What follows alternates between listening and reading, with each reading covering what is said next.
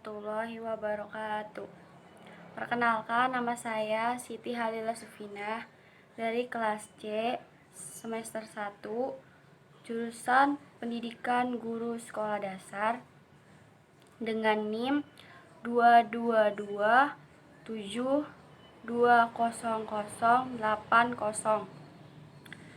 Adanya video ini, saya akan menjelaskan sedikit tentang sejarahnya bahasa Indonesia untuk memenuhi tugas dari Bapak Herwan MPD selaku dosen mata kuliah Bahasa Indonesia.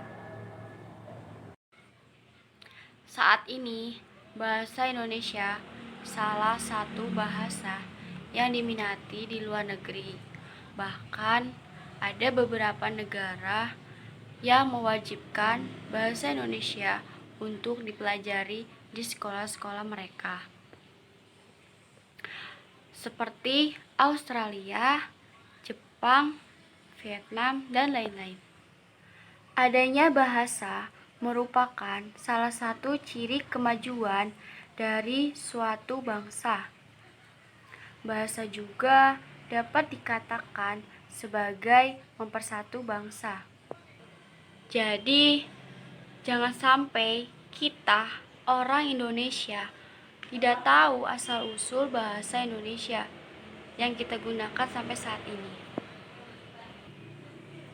Di Indonesia sendiri, bahasa Indonesia merupakan bahasa utama yang digunakan oleh semua lapisan masyarakat terlepas dari bahasa daerahnya. Nah, bagaimana sih asal-usul munculnya bahasa Indonesia ini? Oke. Mungkin bahasa Indonesia pertama ditemukan di sekitar pesisir Pulau Sumatera bagian tenggara, di mana yang ditemukan adalah aksara pertama bahasa Melayu atau Jawi. Temuan ini kemudian mengindikasikan adanya penyebaran bahasa hampir ke seluruh tempat di Nusantara dari tempatnya ditemukan. Penyebaran bahasa Melayu tidak lepas dari campur tangan Kerajaan Sriwijaya. Karena pada saat itu Kerajaan Sriwijaya menjadi penguasa di jalur perdagangan di area Nusantara.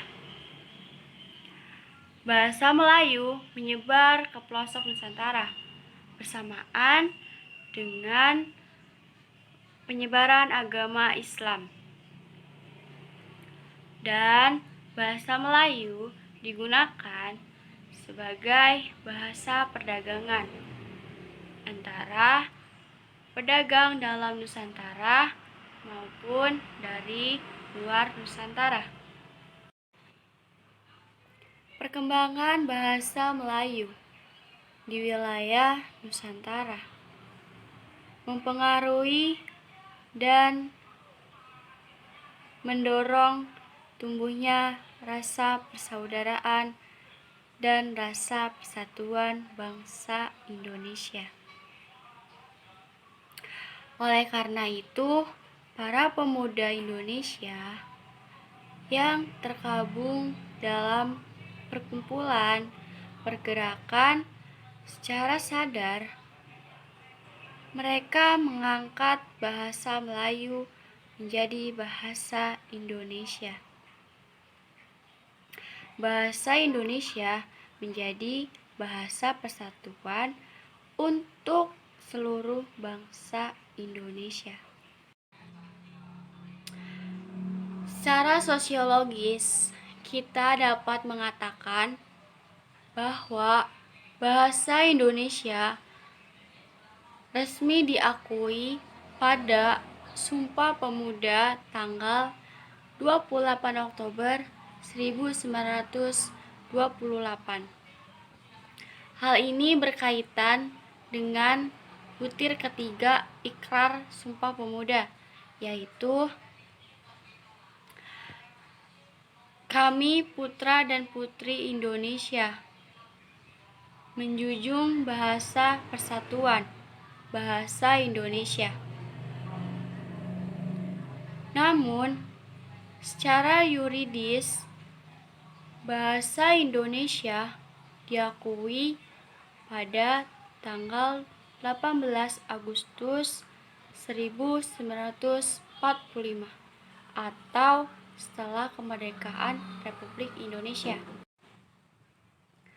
Dalam kedudukan bahasa nasional, bahasa Indonesia berfungsi sebagai 1.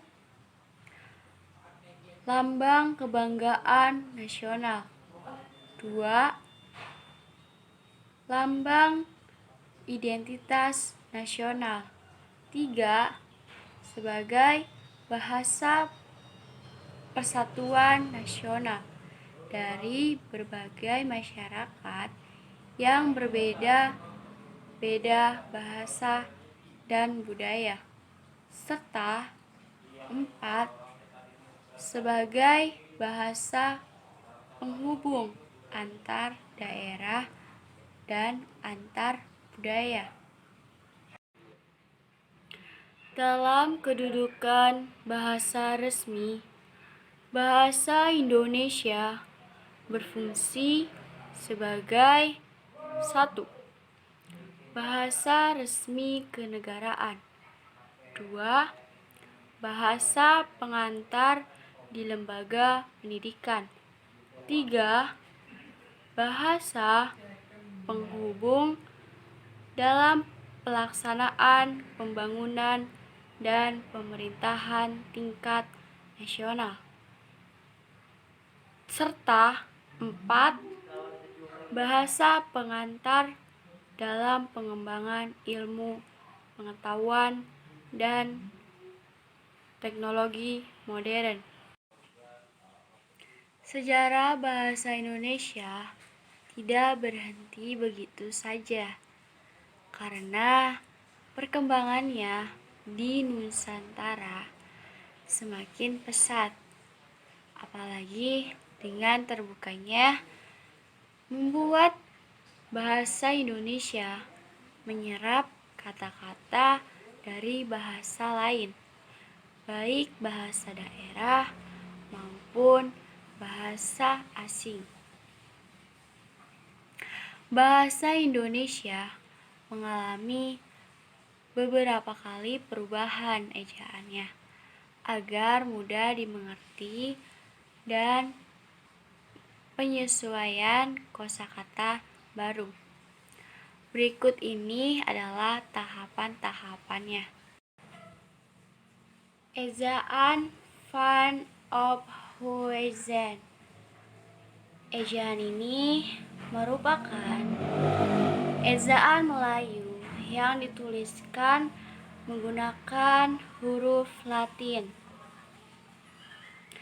dan disusun oleh Charles Van Ophuizen serta Nawawi Sultan Mahmud dan Muhammad Thaib Sultan Ibrahim sebagai pembantunya dalam menyusun ejaan ini pada tahun 1896.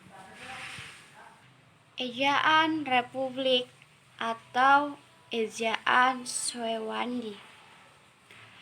Ejaan ini diresmikan pada tanggal 19 Maret 1947 oleh Syewandi, yang merupakan seorang Menteri Pendidikan Republik Indonesia. Tujuannya dibuat ejaan ini ialah untuk menghentikan serta menyempurnakan ejaan yang sebelumnya. Ejaan bahasa Indonesia yang disempurnakan atau biasa kita singkat dengan kata EYD. Seiring perkembangan zaman, bahasa Indonesia juga ikut berkembang. Pada tahun 1972, Presiden Republik Indonesia meresmikan EYD pada tanggal 16 Agustus 1972. Ejaan Bahasa Indonesia atau biasa kita singkat dengan kata EBI. Peraturan Menteri Pendidikan dan Kebudayaan Republik Indonesia Nomor 50 Tahun 2015 menunjukkan peresmian ejaan bahasa Indonesia, di mana di dalamnya terdapat pedoman umum ejaan bahasa Indonesia.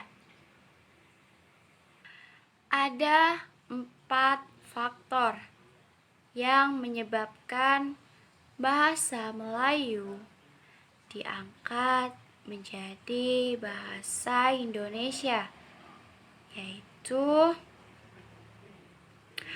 1. Bahasa Melayu sudah merupakan lingua franca di Indonesia, bahasa perhubungan dan bahasa perdagangan. 2.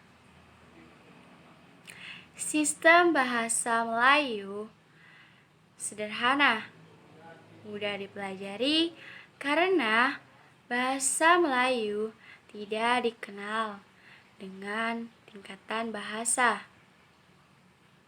atau bahasa kasar dan bahasa halus. 3.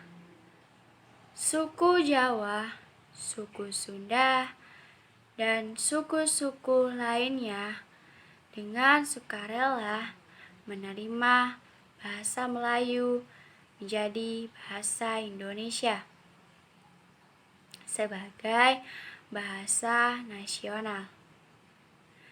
4.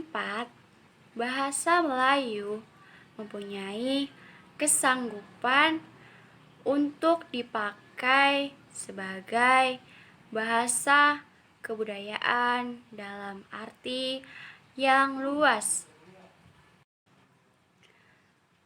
Sejarah bahasa Indonesia merupakan sebuah catatan yang syarat nilai perjuangan suatu bangsa untuk menetapkan eksistensinya di mata dunia.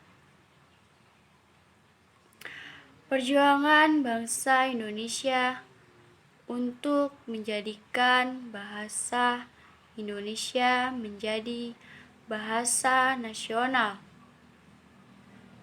bukanlah perkara mudah. Oleh sebab itu, mari kita gunakan bahasa Indonesia dengan baik dan benar.